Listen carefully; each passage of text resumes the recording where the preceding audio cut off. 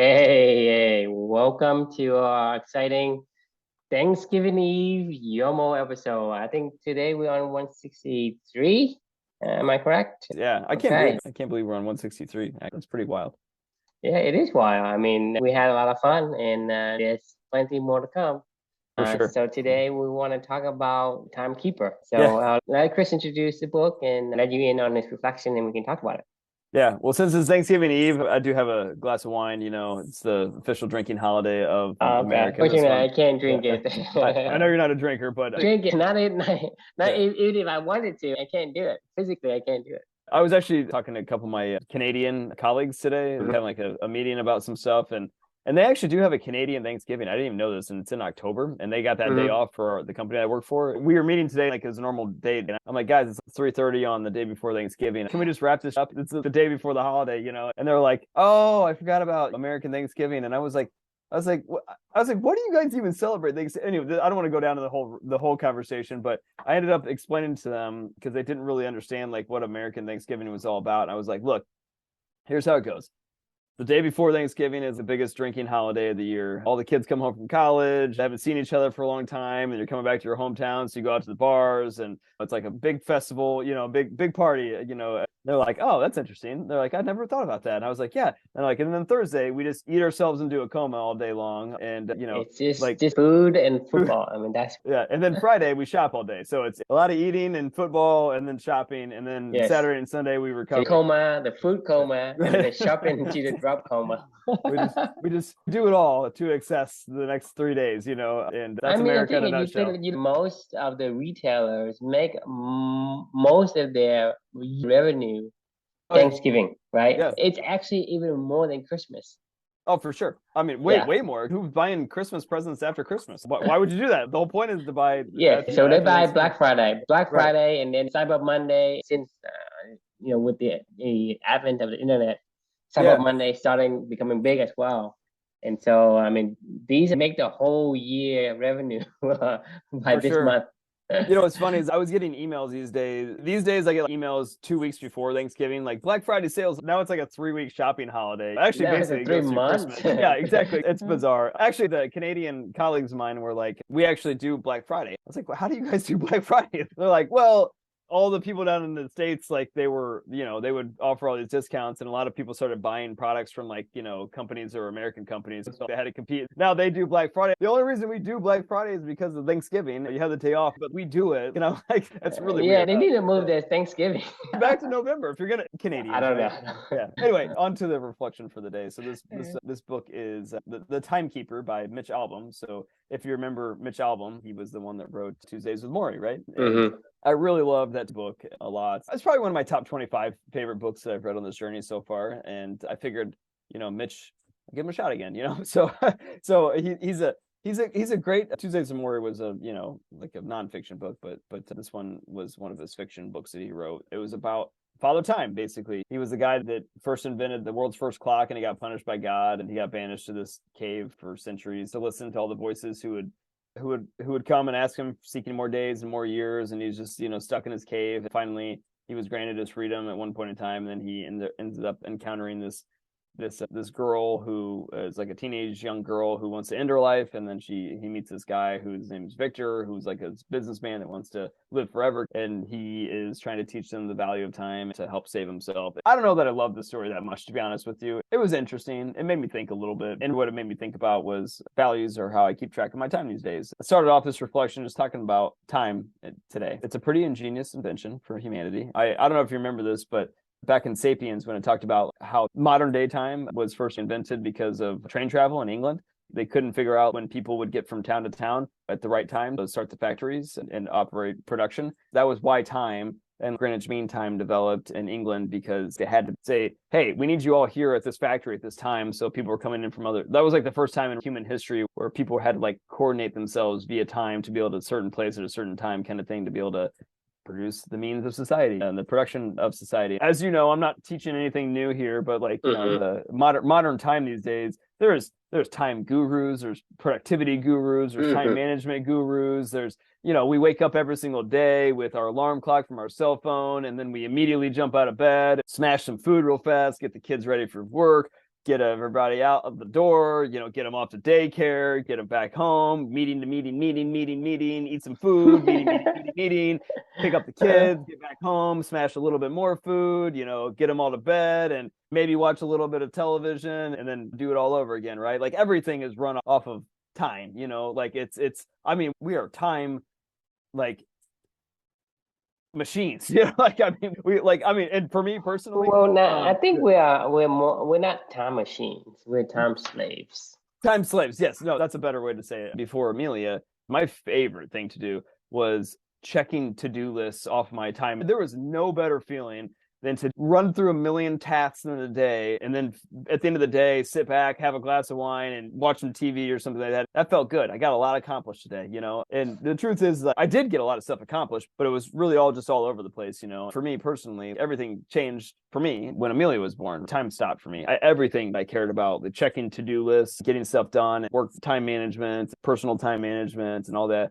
All the random shit you do in a course of a day and just checking more and more boxes. It just literally stopped. The only thing I cared about was spending time with Amelia and her life. She taught me so much about the value of time in general. I saw her every single day, just embrace everything that it was to be a human and really saw for the first time in my life what the value of time really was. And it was just being a human and understanding the incredible range of the human condition, the beauty of it and the tragedy of it, and show me what a life was really about and how you're supposed to live. When we lost her, time just stopped. I don't know that I even cared at all if anybody else in this world existed or if any other thing that I had to do existed or where I had to be even existed. I didn't care. I didn't look at my schedule. I didn't do anything. I didn't give a shit at all that stuff that felt so important. That was my entire sense of being, to be honest with you. Before Amelia, it just evaporated into thin air. Luckily for me, Amelia showed me a different path of living, and that was guided by values and how to be a human versus a clock in general. Every day since I've lost her, that's obviously been a big part of that. And this is what I try to do, is try to do my best to follow in her footsteps. And values is how I measure my days each day, and not time anymore. And it feels really fulfilling. I know that if I look back at the end of the day, when I leave this world, like all have been very, very happy knowing that's kind of the Viktor Frankl question. You see yourself as an old person, like 90 years old or something like that, and you're looking back in your life, like that is how I measure my effectiveness in my life. Did I know who I was, and did I do those things every single day? I don't really give a shit about time anymore. I could be gone tomorrow and I don't care. I know that if I'm doing what I'm supposed to be doing every single day, I'll be happy, and I am. So yeah, that was a reflection. That was what this book made me think about. Question is how do you measure the impact of your time in this world? Love to get your thoughts. Yeah, so for me, I think time is a man-made construct, right? 100%. And so it doesn't apply to you as much, because for me, I see everybody is on a hamster wheel. And it makes me think that the hamster wheel is even not their hamster wheel. It is society's hamster wheel. Mm-hmm. Because you think about it, you go on a hamster wheel, for each of those little ring on a hamster wheel, right? It represents a mark in an interval. Like it's a milestone. You think about a milestone, a mile marker, right? Mm-hmm. Or like whatever your life is, there is a marker that is supposed to track your path, right? So time is nothing more than a construct to mark the path for which we need to go. Like for most of us, we are on this hamster wheel. And a hamster wheel is not even our hamster wheel. It's actually society's hamster wheel, because you have to get up at 6:30. You have to get your kids out at the school at 7:15. That's not your hamster wheel. The society hamster wheel. You go to a meeting, people set up a meeting, right, at a certain time and say, hey, I invite Chris. Chris got to go to attend this meeting. And then after that, lunchtime, people open at a certain time, people close at a certain time. This is a hamster wheel, right? So for me, time is nothing more than you are the hamster in a hamster wheel that goes nowhere. It just goes circle and circles. The thing is, time is a man-made construct. There's no such thing as time. There are such thing as like cycles. Like the sun has a cycles. You have cycles. There are cycles, but each cycles are different. Like moon cycle is different from the sun cycle. Your seasonal cycle, it's going to be different than many other cycles. So you also have your own cycles. Mm-hmm. Those are your times. Yeah. So your cycle can say, I am on this learning curve cycle, right? I mean, you are, sometimes you go on to learning cycle, meaning sometimes you learn and then you go on a loop. And then, So from the quote unquote time perspective, You need to create your own time. What is the next piece of milestone or next piece of marker that you want to achieve? Like, hey, I want to achieve, to be, completely peaceful in a year. I want to have a book. I want to have a podcast. So those markers should be your timeline or cycle, your cycle markers, right? Because I think time is like a construct to kind of get everybody to be in sync, to organize society, to organize people to come to work at the same time. But at the same time, it's a pros and cons, right? Because the pros is that you get everybody on the same wheel, same hamster wheel, but then it is not your hamster wheel, it is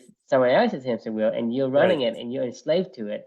And so time is important if you want to interact with people, but at the same time, you need to experience your own cycles of whatever it is you want to do. For me, I don't like to be in somebody else's timeline. The reason for that is so go back to one of my favorite quote is, we don't work for train, right? You don't work for train, I don't work for train. This is what I mean by when time, you don't want to go on that hamster wheel.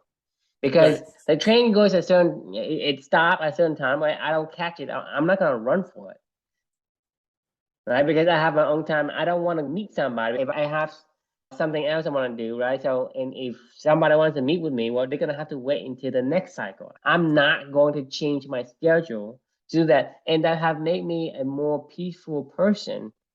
I've been less stressful because of that. We need to take control of these higher markers that we have in our life, and that should represent our time. I really like the way that you put that together in terms of saying your values or your timekeeper, right?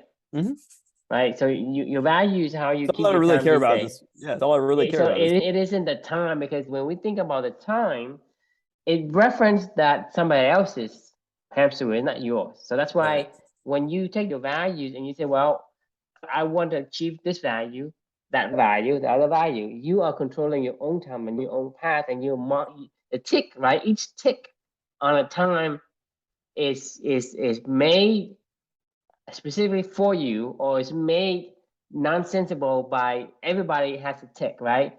There's number of ticks in the cycles, and every single time has a number of ticks, which is seconds. And so that's the thing is, we, for whatever reason, have been more drone-like or more, like the identity crisis that we have today. It's just everybody is doing something that's universal. And everybody don't want to be universal. They want to be separate. And so that causes a lot of depression. It causes a lot of dreadful feelings and hated towards societies and all these things. I mean, that's why when we talk about it's running out of the train, and then they can't catch it, and then they get exhausted, and then other things happen, or they're anxious about waiting for the next train, or it's just out of control. And the thing is, the world has come to shit. If you ask people, do you think that the human race will exist in 100 years? No, we become extinct. Majority of people are going to have a sentiment. It's because it goes against our nature. We see in Humankind, the book Humankind, right? And we see the opposite, because we are being forced to be something we're not. So go back to what we were saying before is, it's still along the same theme as what we talk about for company, is you have to become more individual to enjoy your specific character trait. Because you are born a certain way, you can't try to be someone else. Same thing with a beaver has his own cycle. So you can't follow another person's cycle, another animal's cycle. And for us, we also have a different cycle. We some people go faster than others, some people like a slower pace. But for us to be all on the same pace, we have to get on the same time. So you and I have to be at a certain meeting at a certain time. To exchange values, but not because we need to be there at a certain time, but to exchange values. Like that is why we get together every single night. Like that is 100% why we get together every single night. That is the fourth generation or the seventh generation committee meeting. That is the point. I think your cycles and my cycles are different because, for me, I like it slow. Meaning, like, in one day, I probably want to accomplish only one thing. You probably want to do 5 things and check them out. I say, well, I get to it when I get to it. So, you know what I mean? Even though there's time in society and there's hamster wheel, and I do recognize it, and I can jump on when I want to jump on, But we need to recognize that we have our own wheels and we need to jump off society's wheel whenever we need to. Right. So I agree. Yeah. like if you have a tennis match, a Monday night football ticket, right? If it works, it works. If it doesn't, it's no big deal, right? I'm not gonna say, oh man, I have to do this. How can I make this work? Let me do something. I'm not gonna say, well, if it doesn't work, then we just say, hey, let's see what happens. Right. I don't really want to spend my effort and think about how I can shift my schedule or your schedule to accomplish something. If you have a Monday night ticket to see a football game, let's go, and then I'm not gonna be sad, and because that's the way that my cycle is, right? I'm not running for train, so I understand that things gonna happen, and I'm not expecting you to be here every single night. When you understand that you have your own wheels, right, and then that hey, other person has their own wheels as well. All you have to do is connect to when all those wheels meet, like or have this overlap. Then you meet up and you exchange value. But in recognizing that you go on your own cycles, you read at a certain speed that you're comfortable. If you read at a fast speed, then enjoy a fast speed. If you read at a slow speed, enjoy a slow speed. So you know what I mean? So like I say, hey, a lot of people, like for me, like I say, I like the fast speed in the Audible. Most people like the slow speed. For me, I like a slow pace in life versus a fast pace in life, right? Because you look at, for example, like let's say you want to invest in stocks, right? You want to win, you want to make money right away. You want to make money in an hour, right? I don't say, well, I'll make money in a month. My cycles, my expectations are different. And then other people, they hey, I'm a day trader. I want to make money in the next 15 minutes and get out and try some more. They are on a fast speed, really fast. Versus me, I like the Mexican fisherman. I want to go out, fish for a little bit, for a couple hours, come back with a few fish, take one home and sell 3, or give it away, whatever. And then, the next, spend the rest of my time just walking around. You'll get to where you're going when you get there, exactly. I get there when I get there. Yeah, I mean, and that's totally fine. You should do exactly that. That's how life should work. You should be doing the stuff that you want to do because it matters to you. Get to where you're going. When you get there, wherever you go, there you are. It's a book we'll talk about in the future. It's okay to not be on this go. It's just the best way. Right. Because you think about it, like I said before, you want to go on vacation, right? You say, well, I got to pack up, hurry up and pack. And hurry up, get on the plane. Airplane, hurry up and take off. Travels. And then say, hurry up and land. Just thinking about airport travel. Oh, God, I hate it so much. But that's what I'm saying. You got to hurry up and do everything. Say, hurry up and fly. Hurry up and get. So airplane lands, so hurry up and land the plane. Hurry up and open the door so you can get out. Okay, you hurry up to get in, then you hurry up to get out, and then you hurry up to do your vacation, then you hurry up to go home. Right. So it's not like the destination is where you want to be. Right. You just want to move. You want to be where you are not, right? That's the thing. Your cycles are complete. These are cycles, right? Because it's not like you say, well, I love the beach and I stay there. People say, I love the beach, so I'm taking my vacation. So they hurry up and pack. Stress to pack all this stuff, hurry up and go to the airport, go stress out of the airport, go on an airplane, and fit at the time say, hurry up, anxiety, and say, hey, I need the plane to take up. Why it takes so long? Why's the delay? What the hell? Right? And then the plane takes off, and then, when are we landing? Let's go land. And then when the land comes in, say, okay, why are we opening the door? Why can't I get out? Why is it delayed? What's the pilot trying to do? And then when you get out, I say, where's my luggage? Why is my luggage take so long? So that's the thing is, it's a cycle. And then you go home and then you say, hurry up, unpack. And then hurry up, go back to work. It's always hurry, hurry, hurry. This is like the cycles of society. It tells you have to do these things.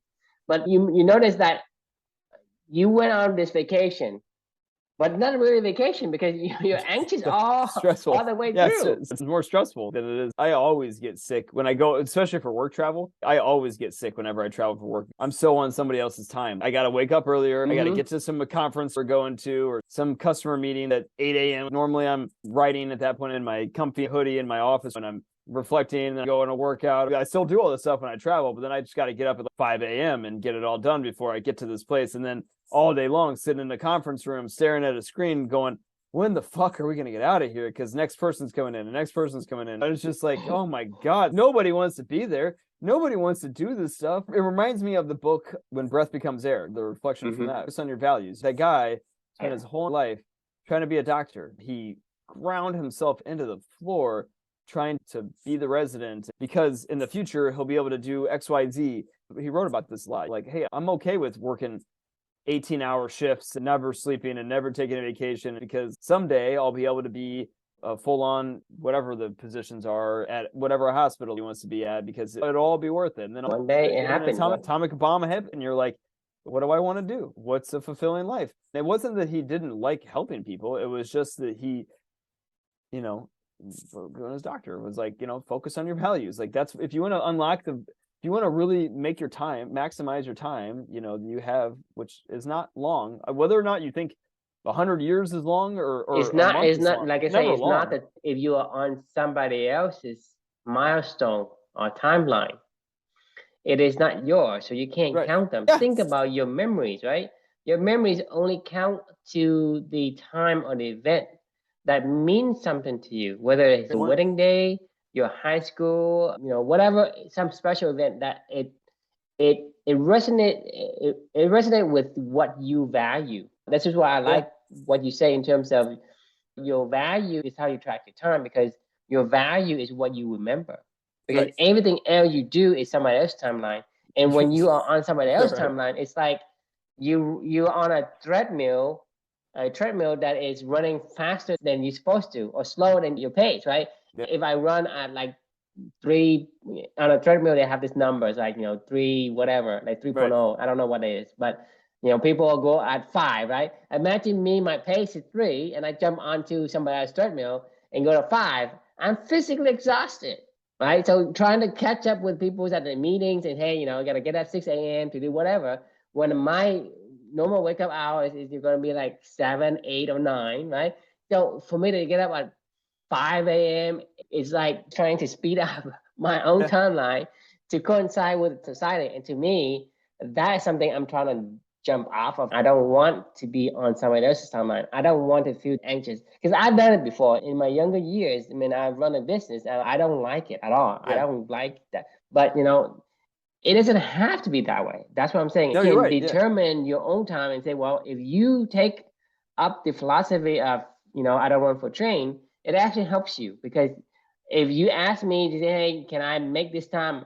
I will be honest with you. If I can, I will say yes. If I can't, and I won't. I don't do that anymore. And it creates a whole lot more stable mental state. Well, it's integrity, right? It's being true to yourself and understanding what you care about and what you don't, and staying true to that. You make such a good point about when you're doing behaviors and actions that align to your values. That's what you remember in your life. When I think back to high school, the only things I remember are tennis, my tennis team, the times we spent together, training and stuff we did together. I was on other teams. Like, I just didn't really care about those other things. I only did them to stay active, and it was just a chore.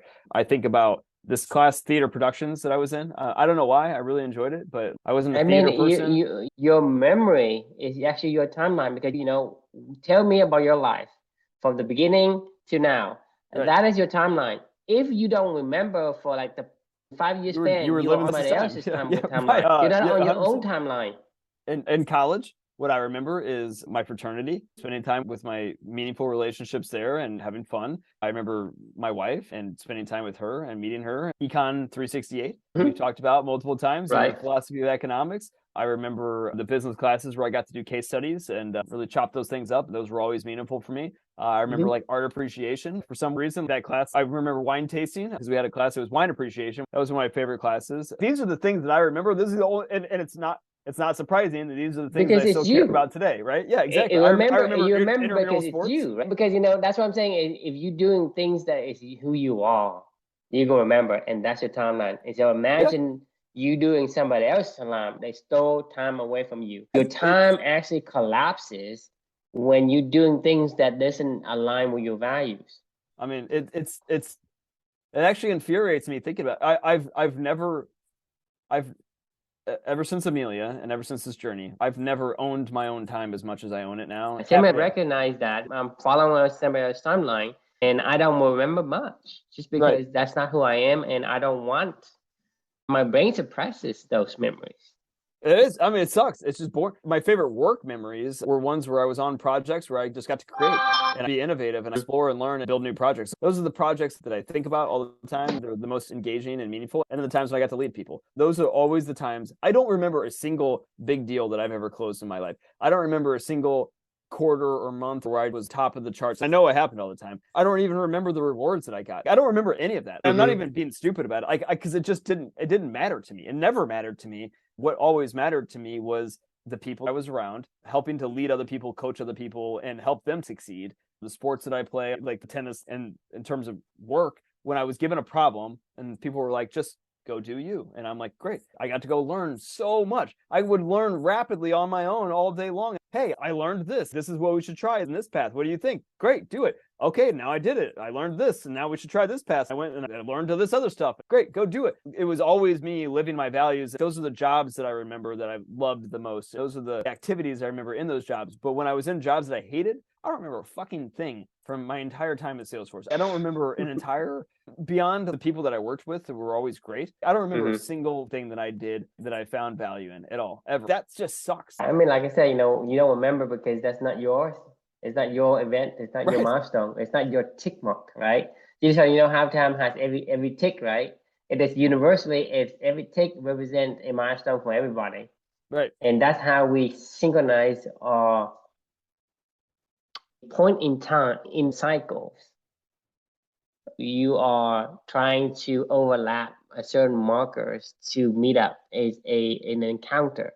So me meeting you is an encounter, an event, right? And it's always an event because it's always it's going to overlap each one of our quote unquote timeline or cycles, whatever your life cycle is. My life cycle be different than your life cycle.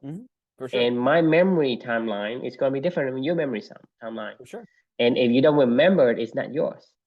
I agree. Because it wasn't, you're not beavering, you're doing, foxing or you're foxing. Yeah, you're totally right. I will never forget these conversations with you, no matter how old I am, or how much, if we never even talk to each other ever again, if I'm 90 years old, I'll never forget, we went through 163 episodes. If this is the last time that you and I ever talked, I'd be like, man, Drew and I spent 163 nights together where we talked about our thoughts and cared about the same stuff. I won't ever forget that. It'll never, and I'll always feel fulfilled, right? Because this is fulfilling. You told me right before this conversation. I just look forward to an hour of chatting at the end of the day about this kind of stuff, right? It matters, Yeah. It does. That's just like when I went through the core values quest and I was the mentor for Amber, right? The things we talk about, I remember because I'm telling her what I feel. I'm telling her what I think. And those conversations, it's still vivid.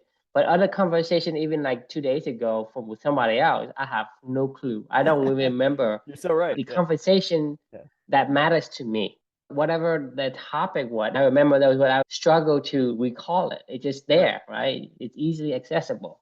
And so for me, having the time, and especially having a time that is actually joyful to you because it is who you are, it resonates with your faculties, then that time seems joyous.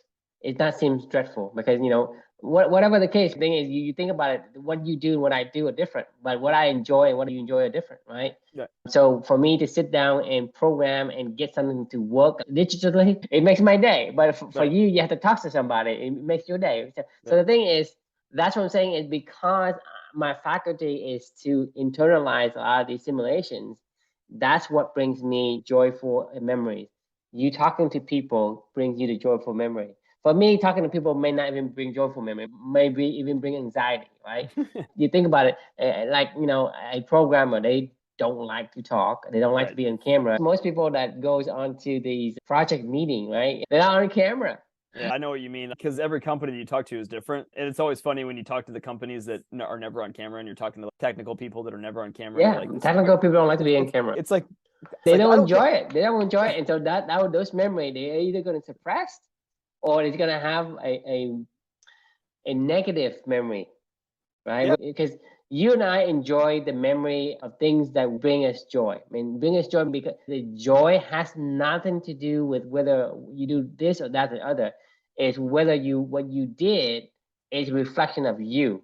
If I'm a programmer, what I did is reflection of me as a Exactly. programmer. Therefore, I enjoy it. But if you do the same thing I did, hey, Chris, I enjoy programming. That's not going to be the case, because you're going to sit down and you're going to say, what the hell is this? You're looking at the symbols all day long. I would go. How is this joyful to you? You must be. Crazy. It would drive me nuts. It'd be like looking at contract law, you know, like in redlining shit all day long. Like that's just not the way my brain works, and I don't want that to be the way my brain works. So, like, and that's my point. Is like, I can do it, but I don't want to. You know, like that's the point. It's like anybody can do it. You know, when I went to college, I wrote an essay and I won a scholarship. It took me 3 months to write the essay. Somebody else can write it in freaking 30 minutes. That's the difference. Right. It's not that you can or cannot. It's whether your faculty allows you to do things swiftly, easily, and smoothly. Yep. And that's my point. Is like I told you yesterday. I told you, like, as a programmer, I didn't have to study, and I'm good at it because it just comes natural. Just like you have, it's like I said, I'm not good at programming because I made myself good. I'm good because I was given a gift. People are given a height, weight, physical ability, speed, a voice to sing, a nice face, whatever. Those are gifts. You don't make yourself into those, right? But for me, as a programmer, I just like programming. I just dabble in it. I feel like I could do it, and it's so easy. Where I program on a calculator. I'm using calculator to make a program. I mean, a calculator is beyond its functionality. It's to do calculations, but I use a calculator to program. Right. The TI-85, TI-82, those are my I hated thing, those stupid. They drive me nuts. Yeah. I love those. No, they drove me nuts. I hated it. I hate all things about the stuff that you like, which is okay because you hate all the things about the stuff that I like. But then there's the commonalities. Is you have faculties that allows you to like the things, right? Right. So that means that you can't really be choosing something that you are not. You don't want to be hey, I need to go and become a mound builder like the termites. You don't want to be non-beaver if you're a beaver. So the theme continues in every single discussion. You have to find out who you are, and you're going to enjoy your life because of it. Don't say, hey, this thing that I did, it's fun, it's joyful, it's going to be joyful for you. I know for a fact that it is not, because I know people are going to hate doing what I do. And I know for a fact that I really hate some of the stuff that you do, because I'm not very good at it. I don't have the faculty to do that, right? For me to think on my feet, to find the right words is not something I can do easily. But, swim a circle around me all day long on these words or whatever, you can do that all day long. I can program all day long. You probably can do it for 15 minutes. You can say, this sucks. I would hate it. No, I about had a meltdown 15 minutes ago or 2 hours ago when I was trying to do this HR training around harassment. And it was like this video that I couldn't go fast through. I had to watch it. And I was like, this is my nightmare. It's something I didn't care. I actually thought the user interface was pretty slick and the videos are nice, but I don't want to do this. I just don't care. So I'm just being forced to do something for somebody else to check somebody else's box and that somebody else's timeline. That's never fun. Drives me nuts. I wasted an hour of my life, and I will never remember it again. What a waste! You're spot on with what we've been talking about, and that's why I love these conversations. It helps me to further refine the thought in my own mind as I talk to you and we discuss this stuff. But it's the monotony collapses time and novelty unfolds it, right? When you're doing shit that you like, it's like always new, and there's always something new you want to explore, and there's always a new path you want to take. And it feels like time goes forever, right? I feel like you and I have been talking forever, but we've really only known each other for 2.5 years. I feel like your magical learning has been going on since I was 20 years old, but it's really only been 2.5 years, The cycle between when we first start to now, there's so many ticks in between. Right, exactly. Yeah. And say, there's a lot of time. You have from the beginning to end, you have one tick. Well, that's not. Hey, what do you remember? Well, I just remember this one thing. It's something. You're right. Crazy happened that day. Like 7th grade, I don't remember what happened in 7th grade, other than maybe a couple of my friends and I got in trouble doing some stupid shit or something like that, or I wrote the dress code or something. You know what I mean? I don't really remember anything that happened. So 7th grade to me is just like, well, basically you don't exist. was like well, I just went through K-8. I made some really good friends and we did some fun stuff together. We went to the Halloween stuff and some parties, but I don't remember anything from it other than the friends I met and the people that we connected on, other stuff, and the sports that I played outside of that, the stuff I actually really like to do. You're right. It's novelty unfolds time, like, and it feels like it goes on forever. So I want to make sure we understand that, because novelty unfolds time, but novelty only comes from you beavering. What that means is that when you're beavering, you are aligning yourself to your core values. This is important because in your reflection, this is how you track. This is how you keep track of your time, is by values. Yeah. Like I say, it only unfolds for you because that's your value. And that's why I keep saying what I value is not your value. Correct. Yeah. I love to program. You hated it. You love to talk. I hate to talk. That's what I'm saying. That is the fundamental piece of ingredient we have to get right. If you are understanding what I'm saying, you are a beaver, then you must do the beavering. You cannot be foxing, you cannot do woofing, and you cannot do bearing, whatever animal you think you are. Right. Right. So it unfolds time because the novelty is only because I guarantee you, if you are as creative as Chris, it collapses time because your brain's gonna shut down. It's not a novelty for you, but it's actually a novelty for me. So that means that each one of us has our own core values, and only core values can unlock that novelty. And then novelty is what unfolds time. Agreed. The opposite will actually collapses it. Because I've taken public speaking before, and I don't remember anything. Accounting, management 201 and management 200 at Purdue in my business management degree. No, I didn't have to take chemistry. Thank God, because it was literally a check the box activity. I just need to survive through this. I will do the absolute bare minimum to get the check mark box. I do not give a shit about managerial accounting or statistical business accounting. I just don't care. I don't fucking care. Somebody else that cares about it can design a program that I can run to get the numbers I need really fast and continue to do the stuff that I like. I don't care about these things. I don't remember a single thing. Okay, I remember something about a general ledger, like, of debits and credits. That's it. That was really digging deep. General ledger, debits and credits. That's literally all that I remember from 8 months of taking statistical and managerial accounting for stuff that I didn't even give a shit about. Like, I never used it. No, don't care. And, what a waste of time and money. I mean, I could have been doing so many other things when I was that age. Can you imagine if people that were in college age, they'd be Ryan Holiday, like I was telling you about yesterday. They'd be Ryan Holiday. Like, he was 19 and he found stuff that he liked to do and he did it. He wrote 3 books in 2 or 3 years and he kept exploring these things. And you're like, man, how do you do that at such a young age? Well, I don't know, but they found out like the stuff that we're talking about now. And I don't even know if they know it, if they were beavering on accident, if they were beavering on purpose. But damn, that's what happens when you unlock your values and you do it. It's just, unintended. Yeah, it's just a beautiful thing, All right, I know we're out of time. Any final thoughts for the day? Keep your own timeline. That's important. I only measure it by the values I do every single day. I mean, you and I are saying the same thing because your timeline is your memory. Your memory is what you value. You don't remember anything that you don't value.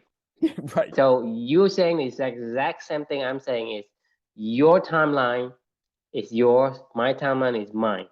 So, right, it's your values that creates timeline. So yes, because either way, when I say keep your own timeline, well, the only way to keep your own timeline is measured by your values. You put your value in there as your marker, as your tick of your time cycles.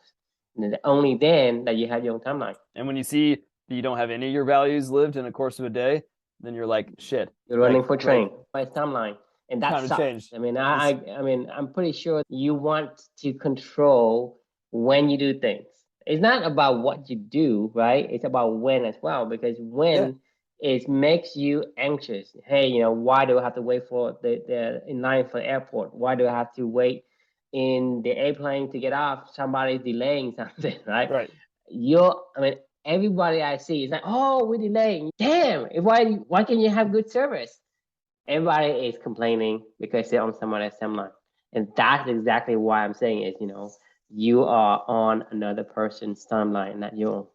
Yep. And you're living their values, and that's not good. Thanks for joining. Happy Thanksgiving, everybody. We will see you all on Monday. Monday. Get back to it. We'll see you soon. Hey, Chris.